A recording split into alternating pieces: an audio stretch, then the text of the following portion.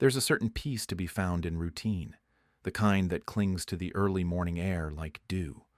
Our cul-de-sac, a neat collection of identical homes with their manicured lawns, was a testament to that tranquility, the kind of place that promised quiet evenings and predictable neighbors. It was perfect for us until Karen arrived. Karen, with her clipboard and her hawk-like gaze, swept into the neighborhood with the fervor of a missionary. Her mission, to uphold the sacred covenants of the Homeowners Association with a zeal that would make a zealot blush. She was a whirlwind of rules and regulations, a living embodiment of pedantic bureaucracy. For us, she was both a nuisance and a curiosity. It was on a particularly crisp autumn morning that her presence truly made itself known. I remember the leaves, an explosion of reds and oranges crunching underfoot as I navigated the driveway. There, glaring at the newly constructed ramp that sloped gently from our front porch to the driveway, stood Karen. Her expression was one of pure indignation, as though the ramp was a personal affront to every HOA bylaw she held dear. To her it was an eyesore, a breach of the neighborhood's aesthetic uniformity. To me, it was a symbol of freedom, a simple structure that allowed my wife, Lily, the dignity of entering her own home without struggle. The ramp was there for her, a necessary addition in the wake of her accident. Karen, however, saw it as a declaration of war. The first salvo in her campaign was a neatly typed letter, slipped under our door like a covert warning. It detailed her grievances with an officiousness that would have been laughable if it weren't so predictably irritating. Apparently, the ramp violated the HOA's strict architectural guidelines. I read the letter twice, then calmly slid it into a drawer filled with other inconsequential paperwork. Karen's next move was as predictable as it was petty. She counted the number of bushes lining our front yard, a violation of some botanical mandate I'd never bothered to learn.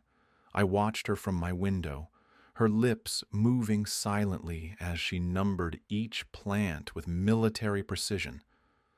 I smiled inwardly, a small acknowledgement of the absurdity of it all. It was an unspoken game between us, this dance of wills. Her petty actions were met with my silent refusal to engage. Each of her letters and notes went unanswered, each complaint met with quiet nonchalance. I could sense her frustration, a simmering pot with a lid clamped tightly shut. The ramp remained, sturdy and unyielding, much like the resolve it symbolized. It was not just a structure of wood and nails, it was a testament to our need for normalcy, for the life we had before fate rerouted our path. It was a testament to love and necessity, impervious to the feeble winds of Karen's discontent. But the piece of routine, like a fragile thread, was not destined to last. I could feel the storm brewing in the distance, Karen's resolve hardening into something more tangible, more disruptive. As the leaves continued to fall, covering the ground in a blanket of color, I braced myself for her next move. I am a civil rights attorney. In my world, battles are fought in courtrooms, with words as weapons and justice as the ultimate goal. Karen, though, was a different opponent entirely. Petty, relentless, yet oddly entertaining in her self-righteous crusade. I knew this was just the beginning, a prologue to a story that would soon unfold in unexpected ways. For now, I savored the calm. The ramp stood firm, a promise of resilience, and I waited, ready for whatever the next act of this suburban drama might bring. The morning after Karen's dramatic interruption, the sky stretched on like an unwritten page, deceptively calm, concealing the storm that brewed beneath. Moving through our modest home, I caught glimpses of my wife, her determination a quiet but potent force, much like the sturdy ramp that now adorned our entryway. Karen's shrill objection lingered in my thoughts like a sour note refusing resolution, but I was not a man easily swayed by dissonance. I knew better than to underestimate Karen, the self-appointed arbiter of all things neighborly. She thrived in the rigid confines of HOA bylaws, treating them not as guidelines, but as gospel. Her escalation was inevitable, like the relentless advance of a tide that refuses to heed the moon's pull. And escalate she did, with the precision of a conductor leading a symphony of absurdity. The first missive arrived, not by post but by gossip, a murmur drifting through the neighborhood like a cold wind. Karen had convened an emergency HOA meeting, her cause célèbre now the affront of our ramp. It was a spectacle of the absurd, a tribunal convened over wooden planks, and accessibility. She spun tales of property values plummeting, of neighborhood aesthetics sullied, her words weaving a narrative as tangled as a spider's web. The official citation followed, delivered with the crisp efficiency of a bureaucratic machine well-oiled by misplaced priorities. Ostensibly, our ramp violated some obscure clause buried deep within the HOA's archaic scrolls of rules. As a civil rights attorney, I found this both amusing and infuriating. Like a comedian whose punchline was a slap in the face, the irony was rich, almost decadent, a structure meant to facilitate freedom becoming a symbol of petty tyranny. I imagined Karen, resplendent in her righteous indignation, rallying her allies with the fervor of a general preparing for battle. But this was no ordinary war. It was a campaign waged with whispers and paperwork, fought in the trenches of neighborhood propriety. Her allies, those who had succumbed to her reign of conformity, eyed me with suspicion now, as if the ramp had grown eyes and ears of its own. Amid this farcical drama, my wife remained a quiet pillar, her resolve unshaken by the storm surrounding us. Her courage was a beacon, a silent reminder of the true stakes in our little suburban theater. I found solace in these small moments. Her smile, the warmth of sunlight dappling our living room floor, the creak of the ramp under her wheels. Each moment was a defiant testament to our right to live unimpeded by the chains of small-mindedness. But Karen was relentless. Rumors, like shadows at dusk, continued to stretch across our community. They painted us as defilers of tradition, rebels without cause. It was almost impressive, the way gossip transformed reality into fiction, reshaping perceptions as deftly as a potter molds clay. In the midst of this tempest, I penned my response. Not an angry retort, but a measured argument, crafted with the precision of a scalpel.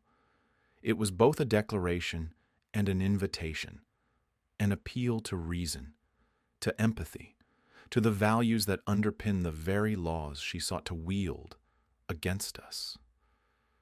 It was a reminder that our community, like our ramp, should be accessible to all. As I sealed the envelope, I pondered the irony of defending our civil rights in this microcosm of society.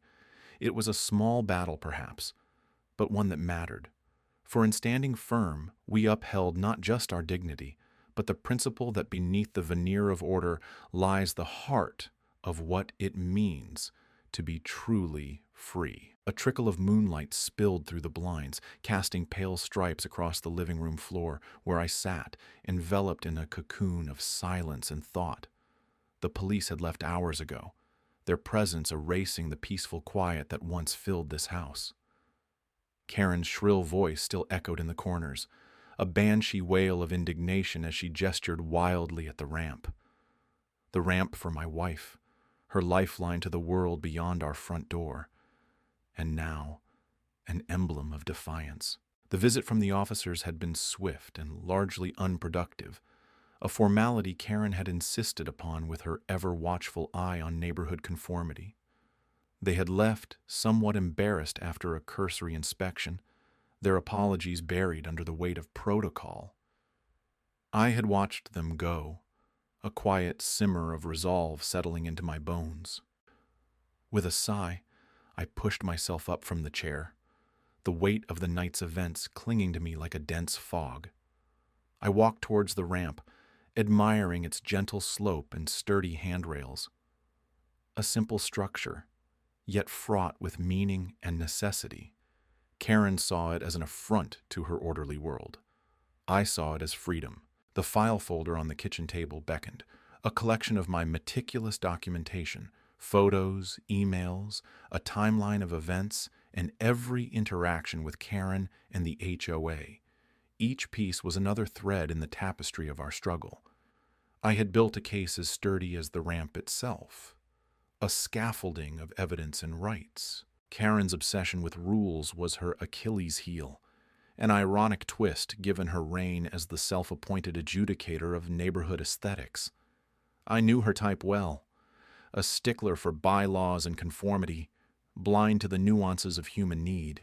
But the law was not on her side, not when it came to accessibility and civil rights. A law she underestimated, dismissed with a flick of her manicured hand. In the quiet hours, I began crafting my response. Not a fiery retort or a heated argument, but a calm, precise dissection of legal precedents and ADA requirements. I would paint our narrative in strokes of logic and fairness, a counterpoint to her chaotic crusade, a subtle counter, yet powerful in its inevitability. My thoughts drifted to my wife, asleep now, her breathing steady and serene. I imagined her face when she navigated the ramp for the first time, the joy in her eyes untainted by Karen's disdain. Karen, who could not understand the liberty that ramp represented. A small victory, yet monumental in its significance. The morning light crept slowly into the kitchen, bathing the room in a warm glow. I felt the tension of the night dissolve into something more hopeful. There was power in preparation, strength in gathering one's forces with quiet determination. The law was a patient ally, and I was its dutiful steward. As the neighborhood stirred to life, I knew my response would come as a surprise, a quiet yet profound rebuttal to Karen's tyranny. Not the explosive confrontation she might have relished, but a steady erosion of her resolve, like the patient work of water on stone. The ramp stood unyielding, a testament to persistence and love. And so, I waited, confident, ready, assured that justice, like the sun now rising, would illuminate the path ahead. The courtroom had the quiet hum of anticipation, like the pause in a storm before the winds pick up speed. I sat at my desk, papers neatly arranged, the thought of the ramp etched into my mind like a defiant sculpture. Karen's incessant voice, like a gavel striking relentlessly, had echoed through our lives ever since I erected that simple wooden ramp for my wife. The irony of defending what was essentially a matter of basic humanity in a setting as grandiloquent as this wasn't lost on me. I found a peculiar satisfaction in the routine of it all, the shuffle of papers, the solemn nods between colleagues, the quiet power of words about to take flight. Karen, with her pearl necklace and rigid posture, was seated across from me. Her eyes were cold, calculating. A storm, with no intention of abating. There was a certain poetry in this face-off, the kind that writers dream of, but rarely witness. Her accusations had been as relentless as the tide, each one more absurd than the last. Building codes, neighborhood harmony, property values. She clung to them like a child clinging to a worn-out toy. Yet, beneath her carefully assembled arguments lay nothing but the barren soil of intolerance. I felt it deeply. As a civil rights attorney, I had always believed in the power of quiet rebellion, in the subtle art of turning the wheels of justice without the blaring horns and fanfare. So, when Karen called 911 over something as innocuous as a ramp, my course of action was clear. Harness the law. Let it speak for those who cannot. With each strategic filing, each motion submitted, I painted a picture of her intolerance, slowly, methodically, without the need for grand gestures. It was the quiet power of the law, a relentless tide that carved through stone. The ramp was a testament to love, a tangible reminder of my wife's freedom to move, to exist without barriers. My adversary saw it as an affront, an encroachment on her idyllic perception of suburbia, a blemish on her meticulously curated world. But here, in this room, her arguments were as flimsy as wet tissue paper. The climax came not in a burst of anger or a dramatic revelation, but in a simple, powerful moment of clarity. The judge, a seasoned arbiter of justice, leaned forward slightly, eyes focused, and asked a question so simple, yet so profound. How does this ramp harm you? The silence that followed was a quiet symphony of realization. Karen floundered, her reasons wilting under the weight of that question. The courtroom felt like a still lake, the surface smooth and unbroken by her futile attempts to stir it. There were no gasps, no outbursts, just the steady ticking of the clock, marking each second as Karen sat, realizing the futility of her crusade. Justice, I often mused, was not always loud. Sometimes it whispered. The verdict was a mere formality. The ramp would stay, and so too would a poignant reminder of what it stood for. As we exited the courtroom, the air felt different, lighter, charged with a sense of victory, not just for my wife and me, but for the quiet power of standing firm against ignorance. Karen's world had been one of control, her reign enforced by fear masked as propriety. But in this tale, written through actions rather than words, her empire had silently crumbled, stone by stone. Outside, as I helped my wife navigate her world with the grace and ease the ramp afforded her, I knew that some battles were not about winning or losing. They were about having the courage to stand up, even when the world might be content to sit down. The morning sun crept through our bedroom window, painting the walls with a warm, golden light. It was the kind of light that promises renewal, a fresh start. I watched it drape over the ramp I had built just weeks before, the source of so much turmoil and, ultimately, justice. My wife, resting peacefully next to me, was unaware of the quiet storm that had brewed and broken. Even the birds outside seemed to sing in a brighter key, as if celebrating a small victory. Karen, our self-appointed neighborhood overseer, had pushed too far. Her call to 911 had been a final, desperate act. But there was beauty in the madness, an irony she couldn't see. She had forgotten that some battles are lost not with a bang, but with a whimper of reason and the slow, steady drumbeat of justice. As I walked down to the kitchen, I found myself replaying the events of the past few weeks. Karen's insistence on the letter of HOA law, her refusal to consider the spirit of the neighborhood, her obsession with control had blinded her to the simple truth. Compassion often trumps compliance. It was poetic in a way.